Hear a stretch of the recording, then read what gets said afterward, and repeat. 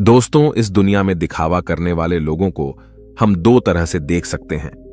एक तो वह जिनके पास धन संपदा होती है तब वह दिखावा करते हैं, और दूसरे वह जिनके पास कुछ भी नहीं होता, उनके पास धन संपदा भी नहीं होती। कहने का अर्थ यह है कि उनके पास कोई भी ऐसा गुण नहीं होता जिससे लोग उनकी प्रशंसा करें। इसीलिए वह झूठ बोल बोलकर दूसरों से अपनी प्रशंसा करवाना चाहता है। वह दिखावा करता है कुछ होने का, लेकिन उसके अंदर कुछ होता नहीं है। जो लोग अपने गुण या फिर अपनी धन संपदा के कारण दिखावा करते हैं, वह अहंकार के शिकार हो जाते हैं। उनके अंदर अहंकार फूट फूट कर भर जाता है। उन्हें खुद पता भी नहीं चलता, लेकिन धीरे धीरे यही अहंकार उनके जीवन का मजा छीन लेता है। और जो लोग कुछ गुण या फिर धन संपदा न होते हुए भी दिखावा करते हैं, ऐसे लोग जीवन में हमेशा दुखी रहते हैं।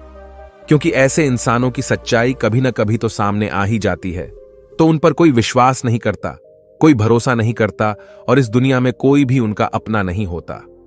उसके घर वाले, उसके माता पिता तक उस पर भरोसा नहीं करते हैं, क्योंकि उसकी दिखावा करने की आदत सबकी नजरों में उसे नीचा बना देती है। आज की जो कहानी मैं आप लोगों को सुनाने वाला हूं, वह एक ऐसे व्यक्ति की कहानी है जो दिखावा करने की वजह से परिस्थितियों में फंसता चला जाता है, और आखिरकार उसका परिणाम क्या होता है, यह तो आपको इस कहानी में ही सुनने को मिलेगा।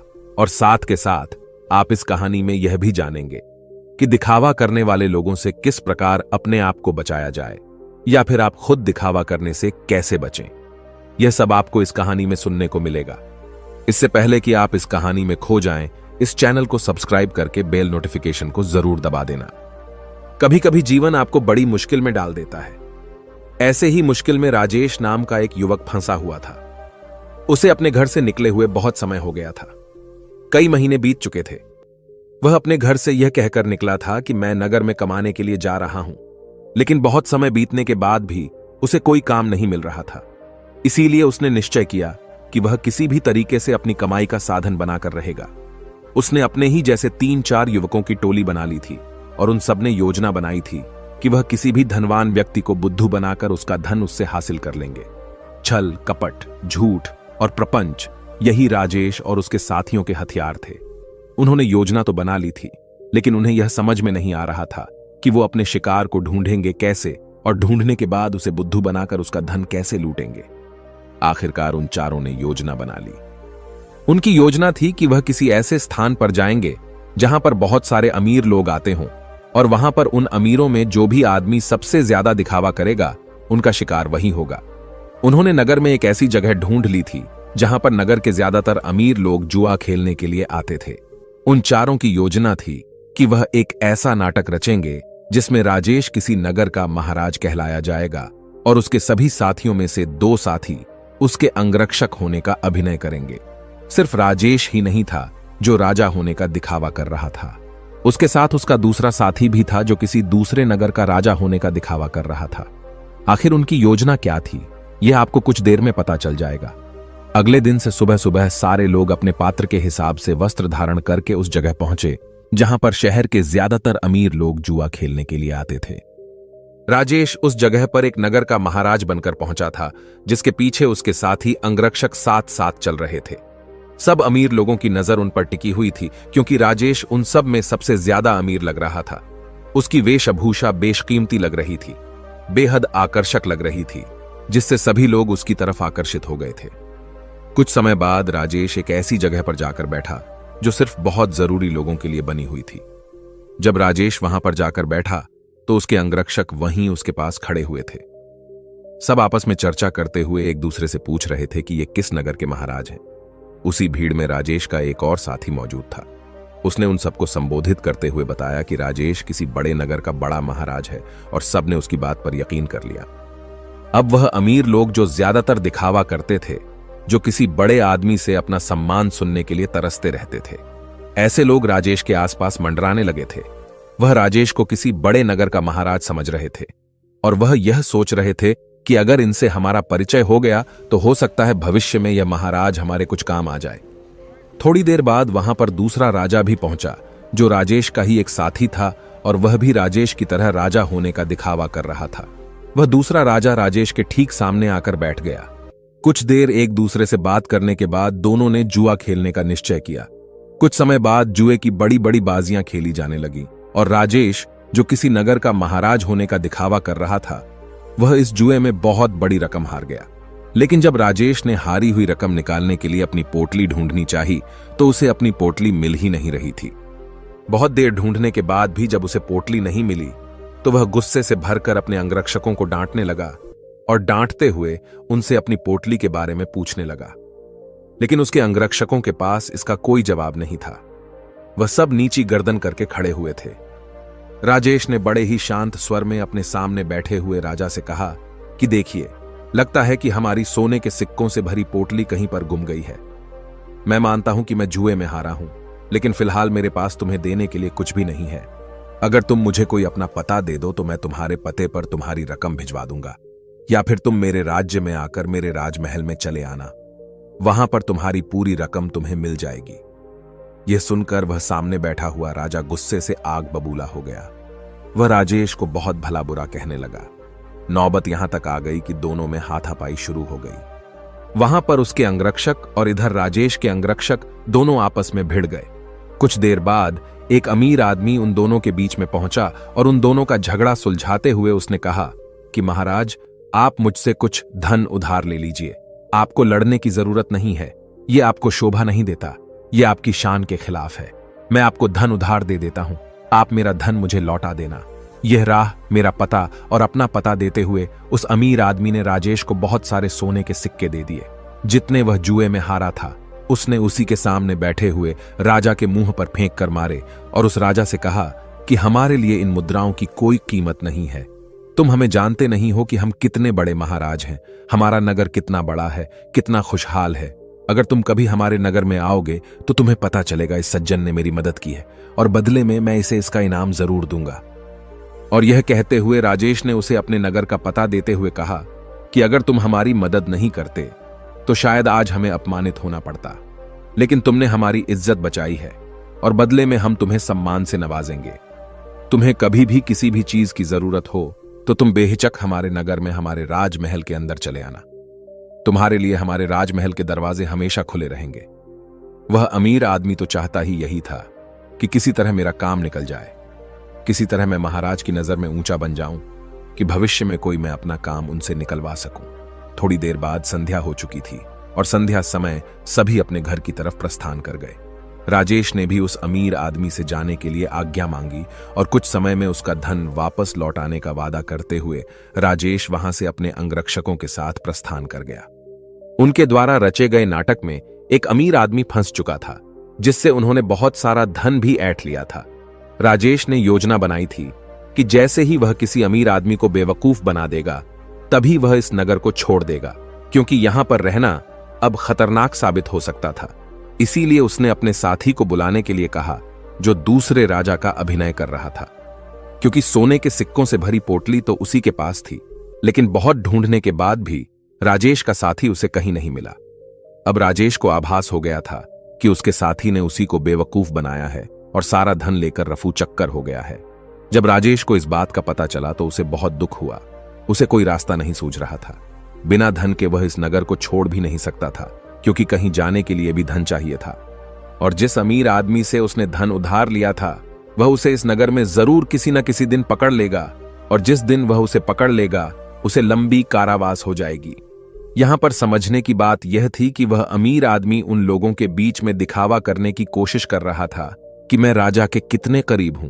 मैं उनकी मदद करता हूं ताकि दूसरे अमीर लोगों को यह लगे कि उसके संपर्क बहुत ऊंचे ऊंचे हैं।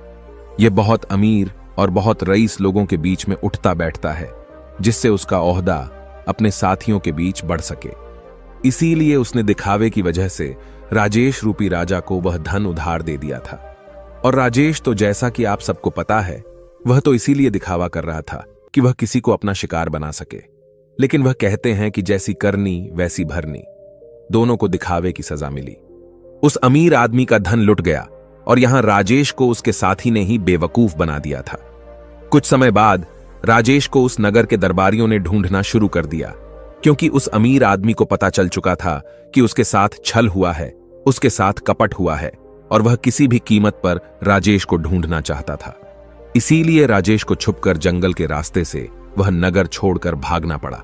जंगल में छुपते छुपाते वह एक दिन एक भिक्षु की कुटिया में पहुंचा, जहां पर एक भिक्षु ध्यान कर रहा था। राजेश उस भिक्षु के चेहरे की सादगी देखकर उसकी तरफ बहुत आकर्षित हो गया। उनके ध्यान से बाहर आने का इंतजार करने लगा। कुछ देर बाद भिक्षु ने जब अपनी आंखें खोली तो उन्होंने सामने बैठे राजेश को देखा। उन्होंने राजेश न से पूछा कि तुम कहां जा रहे हो और यहां पर मुझसे क्या चाहते हो। राजेश उनके चरणों में गिर पड़ा और रोते हुए उनको बोला, गुरुदेव, मैं दिखावा कर करके थक चुका हूं। मुझे कोई रास्ता नजर नहीं आ रहा। घर वालों के सामने मुझे दिखावा करना पड़ता है कि मैं नगर में कोई काम कर रहा हूं और नगर में मैं लोगों को बेवकूफ बनाता हूं, उनके साथ छल करता हूं, कपट करता हूं। मेरा पूरा अस्तित्व दिखावे पर टिका हुआ है। कृपया करके मुझे कोई ऐसा तरीका बताएं जिससे मैं आपकी तरह सादगी भरा जीवन जी सकूं, खुश होकर शांत होकर अपने जीवन का मजा ले सकूं। मैं थक गया हूं। भिक्षु ने मुस्कुराते हुए कहा कि सारी दुनिया दिखावा ही तो कर रही है। कोई अगर तुमसे कहता है कि तुम तो बहुत ही ईमानदार आदमी हो तो तुम खुश हो जाते हो, ये जानते हुए कि तुम एक झूठे और मक्कार आदमी हो। हर जगह, हर परिस्थिति में जब भी किसी इंसान को मौका मिलता है तो वह दिखावा करने से चूकता नहीं है। यह तुमने भी जरूर महसूस किया होगा। दिखावा करने के बाद तुम्हें तो यह लगता है कि तुम बहुत समझदार हो, तुम चालाक हो, लेकिन चालाक होने के कारण तुम्हारे जीवन की सरलता खो जाती है। तुम साधारण नहीं रह पाते। तुम हर जगह दिखावा करने की कोशिश करते हो और इसीलिए जीवन के आनंद को तुम कभी महसूस ही नहीं कर पाते। लेकिन समझने की बात यह होती है कि आदमी दूसरे के सामने दिखावा तभी करता है जब वह सामने वाले की नजर में ऊंचा होना चाहता है। अगर तुम सामने वाले से प्रभावित नहीं होते तो तुम्हें दिखावा करने की कोई जरूरत ही नहीं रहेगी, क्योंकि तुम किसी न किसी तरह सामने वाले आदमी को आकर्षित करना चाहते हो, उसे अपनी ओर खींचना चाहते हो, और यही दिखावे का सबसे बड़ा कारण होता है। लेकिन जो इंसान तुम्हारे दिखावा करने की वजह से तुम्हारी तरफ आकर्षित हुआ है, तो कल अगर उसे तुम्हारी सच्चाई पता चलेगी तो वह तुमसे दूर भी हो जाएगा। इसीलिए दिखावा करने की वजह से अपने भी हमसे दूर होते चले जाते हैं। हमें इसका कभी एहसास ही नहीं होता और हम अकेले पड़ते चले जाते हैं। आखिरकार हम पाते हैं कि हमारे आसपास कोई भी मौजूद नहीं है जिसे हम अपना कह सकें, जिससे हम अपने दिल की बात कर सकें, क्योंकि हर इंसान के सामने हमने सिर्फ दिखावा ही किया है। लेकिन जो इंसान अपने आप को जानता है, अपने एकांत में स्थापित हो गया है, उसे किसी के आने जाने से कोई फर्क नहीं पड़ता। वह तो बस अपने एकांत का आनंद उठाता है। कोई आए तो ठीक और जाए तो भी ठीक। वह किसी को आकर्षित करने की कोशिश नहीं करेगा और इसीलिए उसका जीवन सरल होता चला जाएगा, साधारण होता चला जाएगा। और जितने सरल तुम बनते जाओगे उतनी ही आसानी से तुम ध्यान में प्रविष्ट हो पाओगे। जीवन एक परीक्षा है, लेकिन कुछ लोग उस परीक्षा में संघर्ष नहीं कर पाते और वह लोग एक दिखावे का रास्ता अपना लेते हैं। उस जीवन को पूरी सच्चाई से जीना ही नहीं चाहते। वह खुद की सच्चाई को भी खुद स्वीकार नहीं करना चाहते। ऐसे बहुत से लोग होते हैं जिनके अंदर बहुत सारी बुराइयां होती हैं, लेकिन वह अपनी बुराइयों को कभी खुद महसूस ही नहीं कर पाते, खुद स्वीकार ही नहीं कर पाते। उन्हें पता होता है कि उनके अंदर यह कमी है, लेकिन अहंकार व दिखावे के कारण न तो वह अपनी बुराई सामने वाले के सामने बता पाते हैं और न ही उसको खुद स्वीकार करके उसको ठीक कर पाते हैं। इसीलिए सबसे पहले दिखावे की दुनिया को छोड़ो, बनावटी दुनिया को दूर हटा दो, क्योंकि जब बनावटी दुनिया तुमसे दूर होगी तो ही तुम्हारा मन स्वच्छ हो पाएगा, निर्मल हो पाएगा। और जितना मन तुम्हारा निर्मल होगा उतने ही अच्छे लोग तुम्हारे संपर्क में आते रहेंगे, और जितना कपटी तुम्हारा मन होगा तो कपटी लोग ही तुम्हें मिलते जाएंगे। हमें वही लोग जीवन में टकराते हैं जिस तरह का हमारा खुद का नजरिया होता है। अगर हमारा नजरिया साफ है, शुद्ध है, तो हमें शुद्ध लोग ही टकराएंगे, और वहीं पर अगर हमारा नजरिया कपट से भरा हुआ है, धोखे से भरा हुआ है, तो हमें रास्ते में ऐसे ही लोग टकराएंगे। तुम किसी को धोखा दोगे, कोई तुम्हें धोखा देगा, और यह गोला निरंतर चलता रहता है। इस चक्र से बाहर आने का सिर्फ एक ही तरीका है, किसी को आकर्षित करने की कोशिश मत करो, किसी को भी जबरदस्ती झूठ बोलकर खुश करने की कोशिश मत करो। बस तुम अगर यह छोटा सा सिद्धांत अपना लेते हो तो तुम्हारी बनावटी दुनिया कब सच में बदल जाएगी तुम्हें पता ही नहीं चलेगा। साधारण रहकर, सरल रहकर ध्यान की गहराइयों से अपने जीवन का परिचय कराओ, तब तुम्हें जीवन के आनंद का पता चलेगा। तब तुम समझोगे कि जीवन के असली मायने क्या होते हैं। किसी को बेवकूफ बनाना, किसी को झूठ बोलना, जबरदस्ती दिखावा करना यह जीवन नहीं है, यह कुछ और है। यह दुख है, यह संताप है, और यही दुखों का कारण है। इसीलिए तुम दुखों को काटना चाहते हो तो सबसे पहले इस पेड़ की जड़ को उखाड़ कर फेंको जो दिखावे का पौधा तुमने लगा रखा है। और ये कहकर वो भिक्षु कुटिया के अंदर चला गया। उनके जाने के बाद राजेश ने महसूस किया कि उसके जीवन में जितनी भी समस्याएं हैं उसके पीछे मूलभूत कारण उसका दिखावा ही है। अगर वह दिखावा करना छोड़ देता है तो जाहिर सी बात है वह झूठ बोलना भी छोड़ देगा। फिर कैसी भी परिस्थिति हो वह सिर्फ सच बोलेगा, और जब सच बोलने की हिम्मत उसमें आ जाएगी तो उसका जीवन खुद ही परिवर्तित हो जाएगा। ऐसे ही विचारों में डूबा हुआ वह उस जंगल को पार कर गया। दोस्तों, आपने आज के इस वीडियो से क्या सीखा वह मुझे आप कमेंट में बता सकते हैं। इसी के साथ में उम्मीद है कि आपको आज की वीडियो पसंद आई होगी, तो इस वीडियो को उस इंसान को शेयर करें जिससे यह कहानी सुनने की जरूरत है, और उसी के ठीक बाद चैनल को सब्सक्राइब करें। तो चलिए फिर मिलते हैं ऐसी एक और नई वीडियो में एक नए मैसेज के साथ। तब तक के लिए अपना ख्याल रखें। धन्यवाद और नमो बुद्धाय।